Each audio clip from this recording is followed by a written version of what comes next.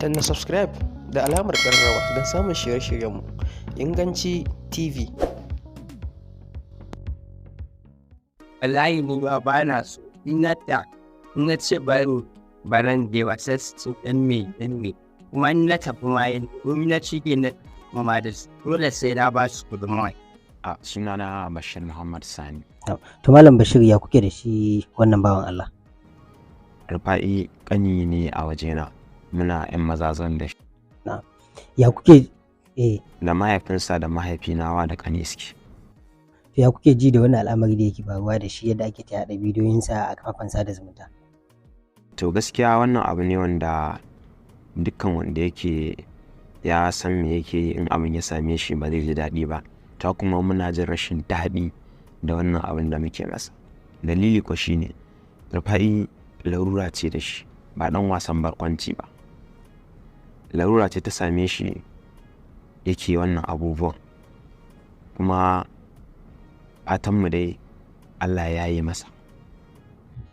Amma me kuka yi wajen ganin an magance masa rashin lafiyar da yake fama da ita? To, Rufa'i yana zuwa karɓar magani asibitin masu larurar kwakwalwa. Don shekaran jiya ma ni ne na je na kai shi aka siyo masa magani muka dawo. To abu ne wanda ba za ka iya ba zai yi a ɗauke shi lokaci ɗaya ba, sai a hankali har a je inda ake so a je, Allah ya ba shi lafiya. Wasu na cewa kamar wai ko bai samu kyakkyawar tallafi bane, abinda ake ta yaɗawa kenan. Wasu ma na cewa an ce za a ba shi magani, kun ce ba kwaso, me gaskiya haka? Gaskiya ba haka bane, dan duk wanda kaga yayi magana da shi, to duk wanda kaga yayi magana ai ba kamata ya zo. Na ga maganganun ma a social media, ba kamata mutum ya nemi je dinga magana a social media ba in taimaka Rufa'i zai yi. So duk da muna iya bakin kokarinmu, sai dai kai abin da zaka iya, sauki na ubangiji ne. To kuma ni ma na karro irin wannan maganganun, idan mutum da gaske yake kamar yanzu shi wannan da ya zo ya kawo mana katin gayyata wanda Usman ya bashi, kaga ai family shi ya zo ya nema. In mutum misali da gaske yake zai taimaki Rufa'i da wani abu ko na magani ko wani dai ko da shawara zai taimaka family din shi, kamata a ce ya nemi ina family nashi suke, ba ya zo social media ba. Wannan shi ne, amma ba wani mutum da ya zo direct ce mana wani irin taimako zai iya ba Rufa'i dangane da larurarsa ko kuma wani abu dai a nan gaba. Yanzu kuna maraba da waɗanda suke ganin za su iya ba da gudunmawa wajen ganin a ga ya samu lafiya? Ba za mu ci ba makin wanda ya zo ya tallafa maka ba, domin da abin mutum bai sai satisfying kanshi ba, saboda abu ne wanda yana buƙatar abubuwa sosai. To kuma da abin da za mu yi dai muna iya abin da za mu iya yi. Wasu ba sa jin daɗin yadda ake haska shi a bidiyo, suna ganin kamar kuna yin sakaci ne, yana yawan yin yawo ko ina da ko ina, wataƙila shi yasa wasu ke samun dama a kan shi. To gaskiya ne, ka san dai rayuwar mu ta Hausawa, abin da bai kai ya kawo ba sai ya haɗa ka gaba da mutane maƙota waɗanda aka daɗe tare da su. Dan wani lokacin inda shagona yake da yake waje ne haka kamar joint ne, ana zuwa ana yin sallah azhar la'asar magarba isha a watsi, a gabana za a dinga notarsa, kaga sabon bidiyo, kaga waye kaga. To ba yadda za ka yi da mutane, tunda ba za ka samu duka ba, kai ma sai ka zama ka samu laura kwakwalwa. Dole wani abun a ranka kana ji, amma sai dai kai haƙuri ka bar wa Allah, shine zai yi maganin komai. Amma gaskiyar al'amari ba ma jin daɗi, domin ko waye abin ya samu ɗan uwansa, a zo a dinga samun ɗan uwanka wanda ba wai ɗan wasan barkwanci ba ne, a larura ce da ta same shi, a dinga kuma yaya tashi ana yawo da shi, ana yi kaza. Abin gaskiya babu daɗi, kuma ba ma jin daɗi, kuma ba ma so. Bayan wannan jan hankali da kuka ga al'umma, akwai wani mataki da kuke shirin ɗauka akan waɗanda suke ci gaba da yi? Gaskiya ne, akwai matakai da muka ɗauka. Mun tattauna da lauyoyi akan abubuwan da suke faruwa, mun samu ƙarin haske akan haka. Dan yanzu haka human right tana cikin maganar, saboda ai wannan ya kama kamar cin zarafi ne, cin zarafin ɗan adam ne. Human rights na ciki, kuma hukumar tsaro ma saka ta a ciki, kuma gaskiya ko musamman masu ɗaukansa su je su kai shi wani waje su dinga mai bidiyo a zo wani wajen wallahi Rufa'i bai taba zuwa ba, amma sanadiyya haka yanzu in za ka yanka shi in dai ba sandaje ba wani su ɗauke su kashi Emirate College ɗin nan aka yi mai bidiyo. Ina ji da yawan kunan sun ka bidiyon yadda aka kai shi ga yadda aka kai shi ba, yanzu ka kalle shi a haka ka san ba yadda za a iya biyan wani security guard ya dinga kula da shi ka sani, amma in ka ga bidiyon za a gashi na security guard ko kuma a ɗauke shi a kai shi wani office ya zauna ana gaisa ana wai mutane sun zo. Su wayannan yaran makotanmu ne, kannanmu ne, to damar hukuma ita kaɗai za ta iya shiga tsakaninka da shi, in baka ba banda ma da yanzu Allah ka lokaci da yaƙi sai ya haɗu ya faru saboda wannan abu, saboda idan zuciya ta tashi ta harzuka wani lokacin sai abin da ba shi kenan ba.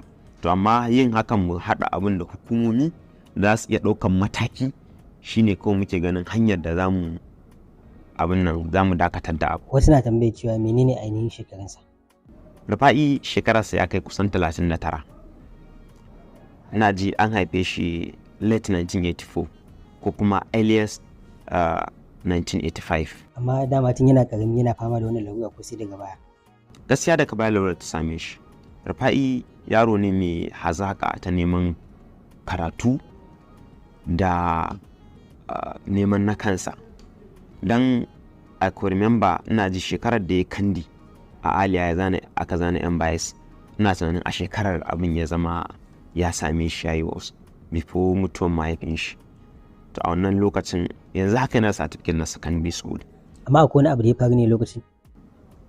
To gaskiya ba zan iya ta haƙaƙe akwai wani abu da ya faru da shi ba. Dalili kamar da na gaya muku ɗan wan mahaifina ne shi. Lokacin gidanmu da gidansu kaga akwai bambanci, muna ɗan tazara. Sai daga baya ma da aka farga cewar yana fama da wannan larurar, ta kuma da ya haka bayar su baban nasa da babansa ma baya barin sai fita haka sosai. To kuma daga baya aka gaya masa mutum ne fa shi ba dabba ba, ya zai ka dinga daure shi a gida kana hana shi fita ko wani waye. To dai sai ko da zan ce da akwai wani abu sai dai ko a wannan lokacin hakan ya fara, shi babansa mahaifinsa ya fara hasashen hakan yasa ya fara bar hana shi fita. Wasu na cewa kamar yanayin kasuwanci a baya. Gaskiya ne, dan ba nan ba shekara ma tabbas Rufa'i yana yin kasuwanci. Me ke sayarwa?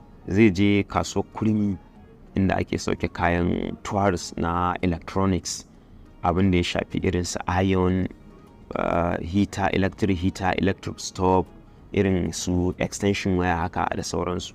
Wasu zai siye su da kyau zai shigo da su cikin unguwa ya siyar, wasu kuma in suka da dan matsala a jikinsu zai gyara, ko in abin ya fi karfinsa ya bayar a gyara masa ya biya ya shigo da su cikin gari a siya.